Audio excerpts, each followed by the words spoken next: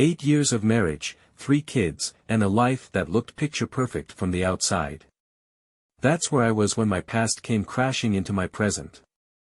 I wasn't unhappy with my husband, David, not really. We had our ups and downs like any couple, but we built a solid life together. Then I saw Adam. It was an ordinary Tuesday, and I was rushing through the grocery store, juggling a mile-long to-do list in my head.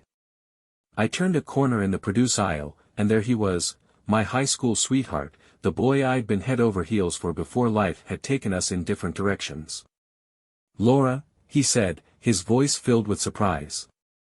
"Adam," I replied, my heart skipping a beat. We stood there for a moment, just staring at each other, before he broke the silence. "I can't believe it's you," he said, smiling that same boyish smile I'd fallen for all those years ago. We started talking, small talk at first, about what we'd been up to, where life had taken us. He mentioned he'd moved back to town recently after years away, and I told him about my family. "You're married," he said, glancing at the ring on my finger.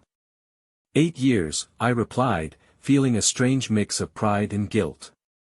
"And kids?" 3, I said, smiling at the thought of them. "That's amazing," he said, his expression genuine. "You always wanted a big family."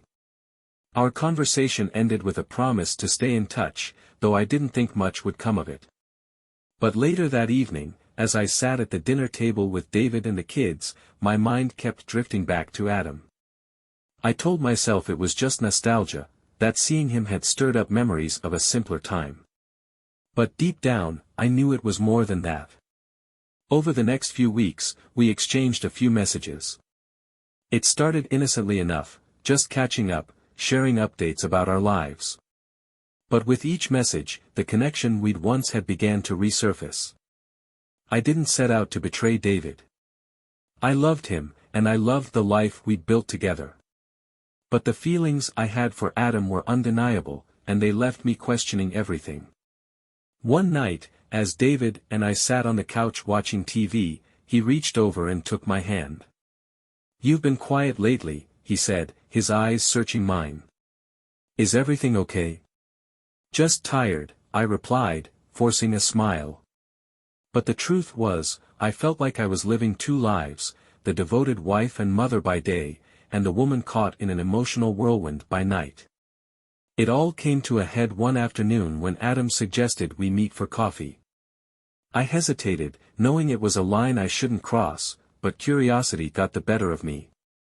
Seeing him again was like stepping into a time machine. We talked for hours, laughing about old memories and sharing stories about the paths our lives had taken. "I never stopped wondering about you," he admitted, his voice soft. His words hit me like a tidal wave, and in that moment, I realized I felt the same way. Over the next few weeks, I found myself drifting further from David, unable to shake the feelings Adam had reignited. One evening, as I tucked the kids into bed, I looked at their innocent faces and felt a pang of guilt so strong it almost knocked me over. I knew I had to make a choice. The weeks after I reconnected with Adam were a blur of emotions. On one hand, I loved my family, the life I'd built with David, the 3 beautiful kids who looked up at me with pure trust in their eyes. On the other hand, Adam represented something I hadn't felt in years: excitement, possibility, and the kind of passion that had slowly faded in my marriage. I told myself I was just caught up in nostalgia. But the more I tried to convince myself of that, the harder it became to ignore the truth. David knew something was wrong. He didn't say it outright, but I could see it in the way he looked at me during dinner, the way he hesitated before kissing me goodnight. One evening, as I loaded the dishwasher, he came up behind me and placed a hand on my shoulder. "Laura," he said softly, "you've been so distant lately. I feel like I'm losing you." His words hit me like a gut punch. He wasn't angry or accusing, just deeply hurt. "I'm sorry," I said, my voice trembling. "I don't know what's wrong with me." "You can talk to me," he said, his eyes searching mine. "Whatever it is, we can work through it." I nodded, but I couldn't bring myself to tell him the truth. I met Adam for coffee again, despite the guilt gnawing at me. I told myself it was just closure, a chance to sort out my feelings and move on. But when I saw him sitting there, smiling that familiar smile, all my resolve crumbled. "I can't stop thinking about you," he admitted, his voice low. "Adam," I began, but he cut me off. "I know this is complicated," he said, leaning forward. "But I need you to know how much you've always meant to me. Seeing you again, it feels like fate." His words made my heart race. For years, I'd told myself that my life with David was enough. But Adam's presence made me question everything I thought I knew. That afternoon, I crossed a line I couldn't uncross. It wasn't physical, but it was emotional, deeper and more dangerous than I'd realized. Adam and I spent hours talking, sharing parts of ourselves we'd long buried. He reminded me of the person I used to be, the dreams I'd had before life became a series of responsibilities and compromises. When I got home that evening, David was sitting on the couch, reading a bedtime story to our youngest. The sight of them together filled me with a wave of guilt so overwhelming I thought I might break. I knew I couldn't keep living this double life. The strain was too much, and David deserved the truth. One evening, after the kids were in bed, I sat him down in the living room. My hands were trembling, and my heart felt like it was going to burst out of my chest. "David," I began, tears already streaming down my face, "there's something I need to tell you." He looked at me, his expression a mix of concern and fear. "What is it?" "I've been reconnecting with someone from my past," I said, my voice barely above a whisper. "Adam. My high school boyfriend." David's face fell, the color draining from his cheeks. "Are you saying you're having an affair?" "No," I said quickly. "It's not like that. But I have feelings for him. And I don't know what to do." David didn't yell or accuse me. He sat there in stunned silence, his eyes brimming with tears. "Do you still love me?" he asked finally, his voice shaking. "I do," I said, and I meant it. "But I don't know if it's enough anymore." His silence was worse than any argument could have been. The hardest part was facing the kids. They had no idea what was happening, no clue that their parents' marriage was hanging by a thread. One evening, as I helped my eldest with her homework, she looked up at me and said, "Mom, are you okay? You've been sad lately." Her words broke my heart. "I'm okay," I lied, forcing a smile. "Just a lot on my mind." After weeks of agonizing over what to do, I made the hardest decision of my life. I told David I wanted to separate. "We both deserve to be happy," I said, my voice trembling. "And I don't think I can give you the love you deserve anymore." David didn't try to change my mind. He nodded, his face etched with pain. "If this is what you need, then I won't stand in your way," he said quietly. Leaving was harder than I'd imagined. Packing up my things, saying goodbye to the home we'd built together, and trying to explain to the kids why Mommy and Daddy weren't living together anymore, it felt like tearing my heart in two. But when I saw Adam waiting for me at my new apartment, his face lighting up as I walked through the door, I felt a flicker of hope. Moving into my new apartment felt surreal. The walls were bare, the furniture sparse, and the silence was deafening. For the first time in 8 years, I wasn't falling asleep in the home I'd shared with David. Adam helped me settle in, bringing over a small plant for the windowsill and offering to assemble the bookshelves I'd ordered. He was attentive, affectionate, and eager to make me feel at ease. But even in his presence, a nagging doubt lingered in the back of my mind. Had I made the right choice? The transition wasn't just difficult for me, it was hard on the kids. Every time I picked them up from David's house, their questions tugged at my heartstrings.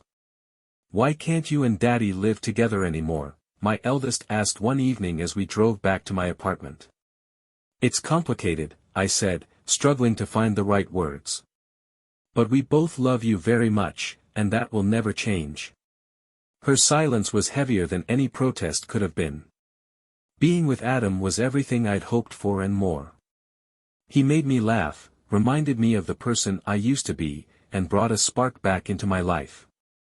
But our relationship wasn't without its challenges.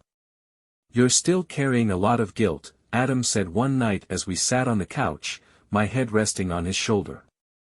"You don't have to explain yourself to me, but I can see it weighing on you." "I just don't want anyone to get hurt," I admitted. "Laura," he said, turning to face me, "you can't live your life trying to make everyone else happy. You deserve to be happy too." His words were comforting, but they didn't erase the complicated reality of what I'd left behind. Navigating co-parenting with David was harder than I'd expected. He was cordial but distant, keeping our interactions strictly about the kids. One evening, when I dropped the kids off at his house, he pulled me aside. "I'm trying to make this work," he said, his voice steady but strained. "But it's not easy seeing you move on so quickly." "I'm sorry," I said, tears brimming in my eyes. "I never wanted to hurt you." "I know," he replied. "But that doesn't make it any less painful." The first real test of my relationship with Adam came when he suggested introducing the kids to him. "I don't want to rush it," I said, my stomach twisting at the thought. "They're still adjusting to the separation." "I understand," he said, though I could sense his disappointment. "But they're a big part of your life, and I want to be part of that too." It wasn't an easy conversation, but we agreed to take things slow, ensuring the kids' comfort remained the priority. When the time finally came for the kids to meet Adam, I was a bundle of nerves. We arranged a casual outing at a park, hoping to keep things light and low pressure. Adam was patient and kind, engaging the kids in games and asking about their favorite activities. By the end of the day, my youngest was laughing as Adam pushed him on the swings. "It went better than I expected," I admitted later that evening. "They're great kids," Adam said, smiling. "You've done an amazing job with them." Despite the progress I was making with Adam and the kids, there were moments when I couldn't shake the feeling that something was missing. One night, as I tucked the kids into bed, my eldest asked, "Do you miss Daddy?" Her question caught me off guard, and I hesitated before answering. "Sometimes," I said honestly. "But I think we're all going to be okay." A few weeks later, I ran into David at a school event for our middle child. We exchanged polite smiles, but as we stood on opposite sides of the room, I couldn't help but wonder what he was thinking. Later, as we walked to our cars, he stopped me. "You seem happy," he said, his tone neutral. "I'm trying to be," I replied. "I hope you are too." He nodded, but his expression was unreadable. "I'm getting there." That encounter stayed with me, stirring up emotions I thought I'd buried. Had I been too quick to leave? Had I underestimated what we'd built together? When I shared my doubts with Adam, he listened patiently but didn't hide his concern. "Do you still love him?" he asked, his voice steady but tense. "I don't know," I admitted, tears streaming down my face. "I just know this is harder than I thought it would be." Unsure of what to do, I reached out to a therapist, hoping to untangle the mess of emotions swirling in my head. "You're grieving the life you left behind," the therapist said during our first session. "That doesn't mean you made the wrong choice, it just means you're human." Her words were a comfort, but they didn't provide the clarity I desperately needed. As I approached the 1-year mark since leaving David, I found myself at a crossroads. I cared deeply for Adam and valued the connection we'd rekindled, but I couldn't ignore the lingering questions about whether I'd made the right decision. Something had to give, and I knew it was time to confront those questions head-on. The year since leaving David had been the most challenging and transformative of my life. I'd gone from a stable, if stagnant, marriage to a relationship with Adam that reignited passions I hadn't felt in years. I had built a new life, learned to co-parent, and faced the realities of leaving behind a marriage with 3 kids in the middle. But as much as I tried to move forward, there was a persistent feeling I couldn't shake, a sense that I hadn't yet found the peace I was searching for. One evening, as Adam and I sat on the couch in my apartment, I decided to address the growing uncertainty that had been weighing on me. "I need to talk to you about something," I began, my voice trembling. Adam set down his coffee cup, his brow furrowing. "What's going on?" "I've been doing a lot of thinking," I said carefully. "And I feel like I need to take some time to figure out what I really want." His expression softened, but there was hurt in his eyes. "Are you saying you're having doubts about us?" "It's not about you," I said quickly. "It's about me. I've been trying to move forward, but I don't think I've fully processed everything from my marriage." Adam nodded slowly, his shoulders sagging. "I get it. I don't want to lose you." "You're not losing me," I said, tears streaming down my face. "I just need time to sort through this." I threw myself into therapy, determined to understand the lingering doubts that kept surfacing. My therapist helped me unpack the guilt, nostalgia, and unresolved emotions tied to my marriage. Leaving a relationship, especially one with children involved, isn't something you just move on from, she said during one session. "It's a process, and it's okay to feel conflicted." Her words gave me permission to sit with my feelings instead of trying to force them into neat categories. One weekend, David and I decided to take the kids on a day trip to the zoo. It was the first time we'd spent a significant amount of time together since the separation, and I was nervous about how it would go. To my surprise, the day was smooth and enjoyable. David and I fell into an easy rhythm, taking turns wrangling the kids and sharing moments of laughter. At one point, as we watched the kids feed the giraffes, David turned to me and said, "It's nice doing this together again." "It is," I agreed, my heart aching with a mix of nostalgia and longing. That evening, I called Claire to share my feelings. "It sounds like you're still in love with him," she said bluntly. "I don't know," I said, pacing the room. "I care about Adam, but being with David today brought back so many memories, good ones." Claire sighed. "You need to figure out what your heart wants, Laura. No one else can make that decision for you." Unable to find the words to say to David in person, I decided to write him a letter. In it, I apologized for the pain I'd caused and admitted that I still had unresolved feelings for him. I thanked him for being a wonderful father and for the years we'd shared together, and I asked if he'd be open to having an honest conversation about where we stood. I left the letter in his mailbox, unsure of how he would respond.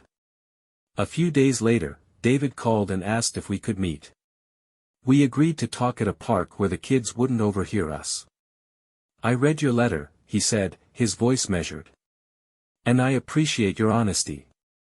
But I need to know, what do you really want, Laura?"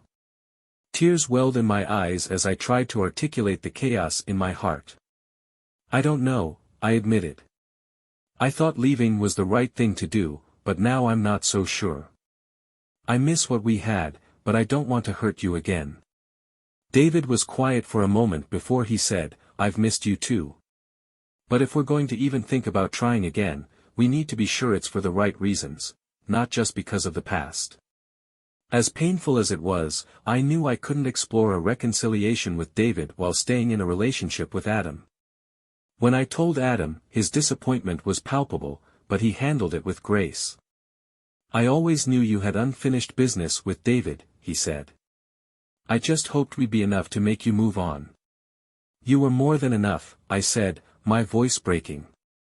"But I need to figure this out for myself." Over the next few weeks, David and I began spending more time together, not as a couple, but as two people trying to navigate their complicated history. We took the kids to the park, had long conversations after they went to bed, and slowly began to rebuild the trust that had been fractured. One evening, as we sat on the back porch of his house, David said, "I'm not ready to jump back into a relationship, but I think we owe it to ourselves to see where this could go." "I agree," I said, a cautious hope flickering in my chest. As we continued to explore the possibility of reconciliation, I realized that this wasn't about going back to the way things were, it was about creating something new, something stronger. David and I weren't rushing into anything, but we were both committed to being honest, patient, and open to the journey ahead. The first steps toward reconciliation with David were cautious and tentative. After all, we were navigating the aftermath of a separation that had left both of us raw and uncertain.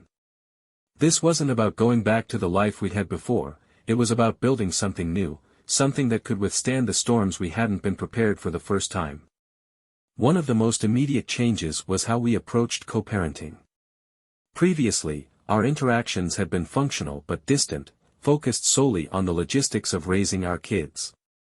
Now, we were more intentional about presenting a united front. We started attending the kids' soccer games together, sitting side by side and cheering them on. At first, it felt awkward, but over time, the discomfort began to fade. During one game, our middle child scored a goal, and without thinking, I turned to David and hugged him. The gesture was brief, but it felt natural, like a glimpse of what could be.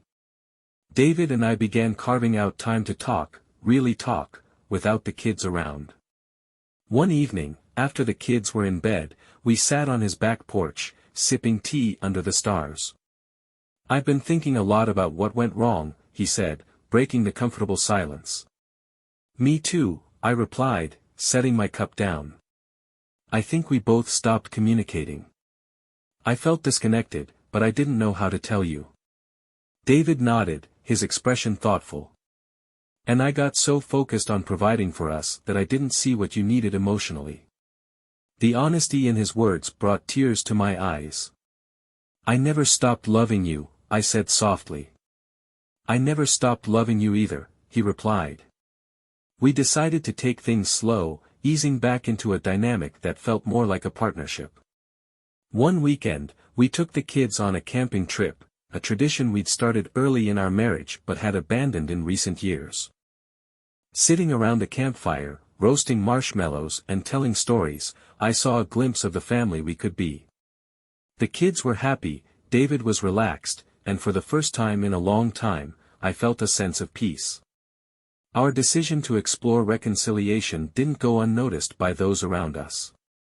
When I told Claire, she raised an eyebrow. "Are you sure about this?" "I'm not sure about anything," I admitted.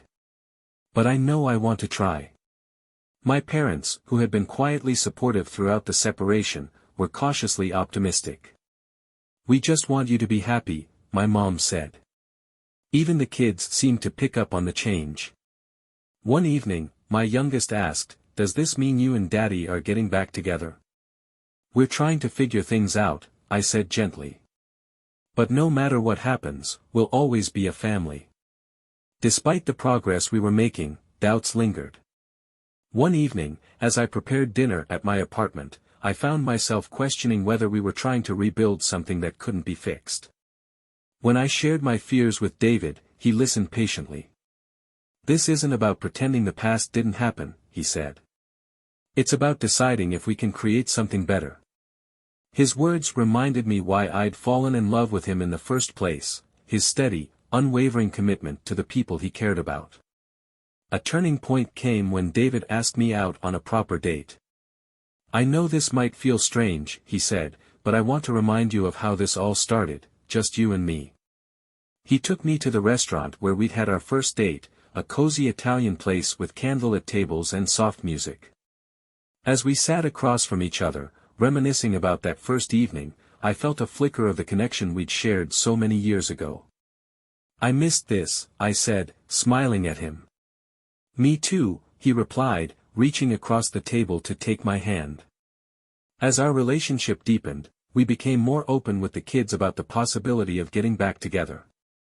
One evening, during a family movie night, my eldest turned to me and said, "I'm glad you and Daddy are spending time together again." Her words filled me with both relief and determination. After months of rebuilding trust and reconnecting, David and I decided to take the next step, cohabitation. We sat the kids down and explained that I'd be moving back into the family home, but that we were still taking things one day at a time. The move was emotional, packing up my apartment, returning to the house we'd shared, and stepping back into a life that was both familiar and new. As I unpacked boxes in our bedroom, David came in, holding a small photo album. "I found this," he said, sitting down beside me. The album was filled with pictures from our early years, vacations, holidays, quiet moments at home. "We've come a long way," he said, flipping through the pages. "And we still have a long way to go," I replied, smiling. Our journey wasn't easy, and it wasn't over. But as I sit here, surrounded by the life we've worked so hard to rebuild, I'm filled with gratitude. This isn't a story about going back to the way things were, it's about moving forward, together, with a deeper understanding of what it means to love, to forgive, and to grow. David and I aren't perfect, but we're perfect for each other. And that's more than enough. Moving back into the family home felt like stepping into both the past and the future. The walls still held memories of the life David and I had built before the separation, but now they were filled with the promise of something new, something stronger. Our reunion wasn't a fairy tale. It was messy and imperfect, but it was ours. And every day, we chose to show up for each other, for our kids, and for the life we were rebuilding. Adjusting to life under the same roof again was both comforting and challenging. We quickly discovered that while we'd grown closer emotionally, there were still practical hurdles to overcome. One evening, as we planned our weekly schedule, David and I found ourselves in a familiar debate: who would handle school drop-offs and pickups. "I can take them in the mornings," I offered, "but I've got a meeting Tuesday afternoon, so you'll need to pick them up." David frowned. "I've got a late meeting Tuesday too." "What about Claire? Could she help out?" It was a small disagreement, but it reminded us of the need to communicate openly and compromise, a skill we were still honing. Amid the chaos of parenting and daily responsibilities, David and I made a point to prioritize our relationship. One Friday evening, he surprised me with a candlelit dinner at home. The kids were at a sleepover, and the house was unusually quiet. "You've been working so hard to make this house feel like home again," he said, pulling out a chair for me. "I thought you deserved a little break." The gesture brought tears to my eyes. "Thank you," I said, my voice thick with emotion. That night, we talked for hours, reminiscing about our early days and dreaming about the future. Seeing the impact of our reconciliation on the kids was one of the most rewarding parts of our journey. One afternoon, as we played a board game in the living room, our youngest blurted out, "I like it better when we're all together." David and I exchanged a glance, a shared understanding of how much our efforts meant to them.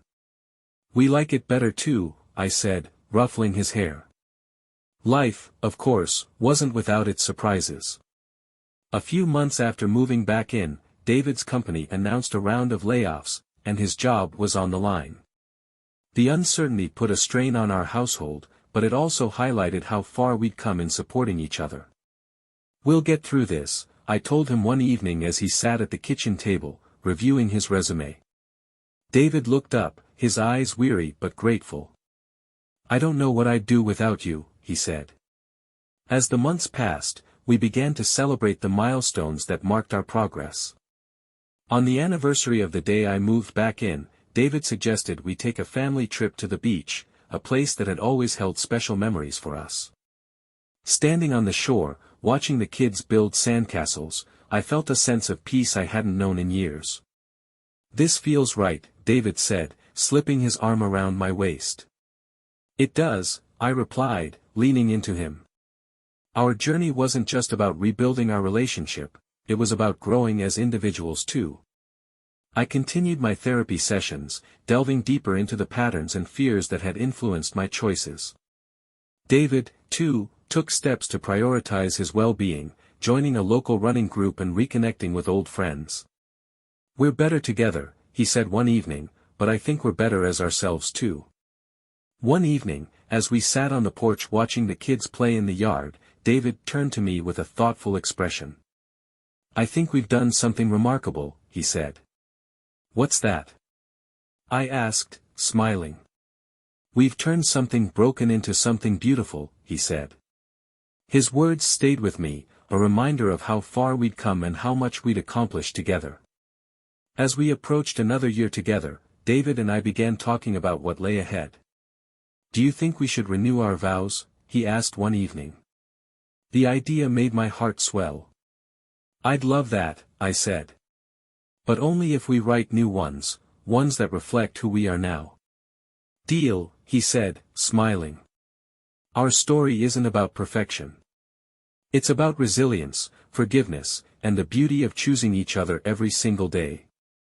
As I sit here now, watching David help our youngest with homework, I'm filled with gratitude, not just for him, but for the journey that brought us here. This is the life we've built, and it's more than I could have ever hoped for. 2 years had passed since I moved back into the family home. In that time, David and I had rebuilt our relationship, not by erasing the past but by learning from it. Life was far from perfect, but it was rich with the kind of love and trust that only comes from surviving hardship together. When David suggested we renew our vows, it felt like the natural next step in our journey. This wasn't about recreating our original wedding, it was about celebrating the life we'd rebuilt and the lessons we'd learned. We decided on a small, intimate ceremony with just close friends and family.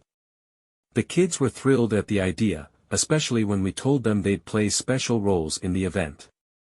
Our eldest would read a short poem, our middle child would carry the rings, and our youngest insisted on being in charge of scattering flower petals down the aisle. It's a family affair, David said, smiling as we worked on the details. In the weeks leading up to the ceremony, I found myself reflecting on how far we'd come. There were moments when I doubted we'd ever make it to this point, times when the pain felt insurmountable. One evening, as I sorted through old photos to create a memory board for the ceremony, I stumbled upon a picture of David and me from our first anniversary. We looked so young, so carefree. When I showed the photo to David, he smiled and said, "We've earned every line and wrinkle since then, haven't we?" "And then some," I replied, laughing. The day of the ceremony was perfect. The backyard was transformed into a cozy, elegant space, strung with fairy lights and adorned with wildflowers. As I stood with the kids, waiting to walk down the aisle, our youngest looked up at me and said, "You look like a princess, Mommy." Her words brought tears to my eyes. "Thank you, sweetheart," I said, kissing her forehead. When the music started and I saw David waiting for me at the end of the aisle, my heart swelled with emotion. David and I had written our own vows, and as he began to speak, I felt the weight of every word. "Laura, we've been through more than I ever imagined we would," he said, his voice steady. "But standing here with you today, I know that every challenge, every heartbreak, was worth it because it brought us to this moment. I promise to keep choosing you, every single day." Tears streamed down my face as I recited my own vows. "David, you've shown me what love truly means, patience, forgiveness, and resilience. I promise to cherish the life we've rebuilt and to honor the love that carried us here." The ceremony was followed by a small reception filled with laughter, heartfelt toasts, and the kind of joy that only comes from shared history. As the evening wound down, David and I danced under the string lights, the kids twirling around us. "I think we've done something incredible," I said, resting my head on his shoulder. "We have," he replied, kissing my forehead. Life after the vow renewal felt like the beginning of a new chapter. David and I continued to navigate the challenges of marriage, parenting, and work, but we faced them with a renewed sense of purpose. One evening, as we sat on the porch watching the kids play, David turned to me and said, "I'm proud of us." "Me too," I replied, squeezing his hand. Our journey wasn't about perfection, it was about resilience, love, and the power of second chances. As I sit here now, writing these words, I'm filled with gratitude for the life we've built. It's not perfect, but it's ours. And that's more than enough.